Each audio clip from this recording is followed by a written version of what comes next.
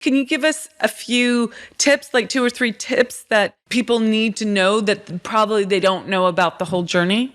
Yeah. So the first thing I'll say is that oftentimes people think that they have to be a big name neurophysicist or some, doing some sort of world renowned work.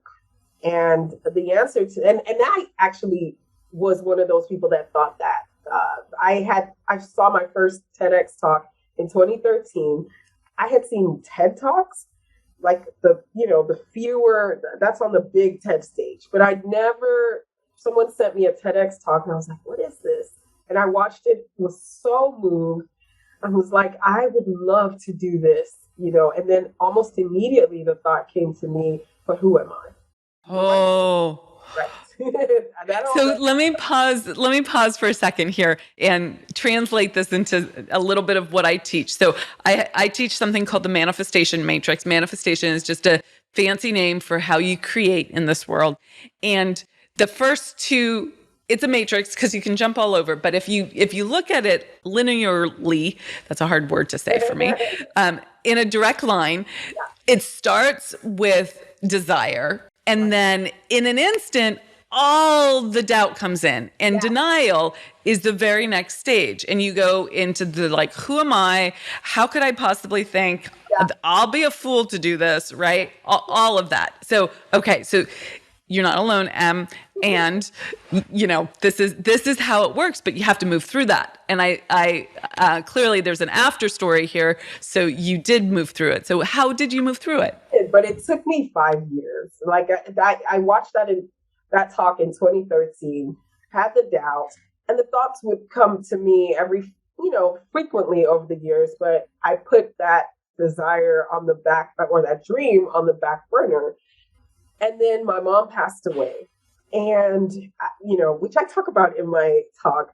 And through that process of grieving, what came out of that was, my mom had fulfilled what she was put on earth to do. And if I were to die today, could I say the same? And the answer was no. And so I started pulling down the dreams that I put on the shelf and started working towards them, crossing them off my list. And one of them was the TEDx Talks, which I applied in 2018.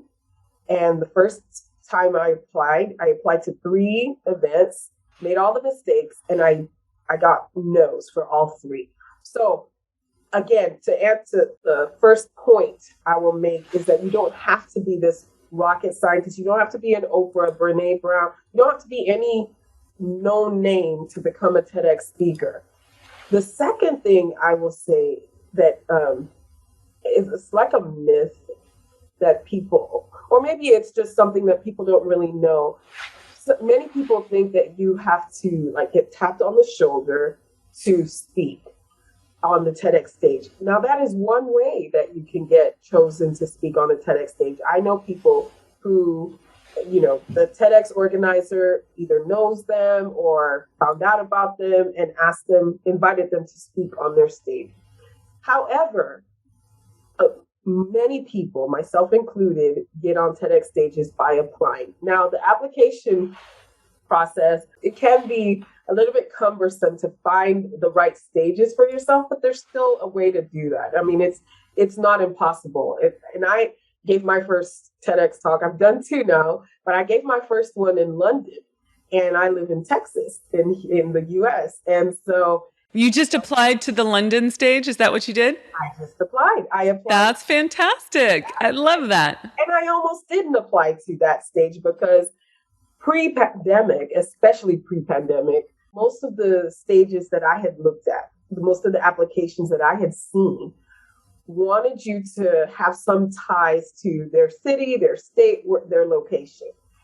And so the one in London, I didn't see anything expressly stated about that. And so I was like, okay, do I apply? Do I not? I really would love to do my TED Talk in London. So I applied and I got a yes. Tell us about the application process. Is it fairly straightforward? Do you have to do anything special? Yeah, so there's not a one size fits all application. And also, there's not like a central application that you fill out and send off to the various TEDx events.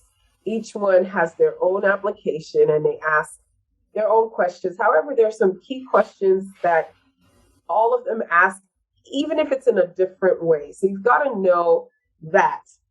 And this is the third thing I'll say. A lot of times I get a lot of storytellers, people who love to tell stories. I'm a storyteller and I love to listen to stories as well. But the TED stage, the TEDx stage, is not for stories.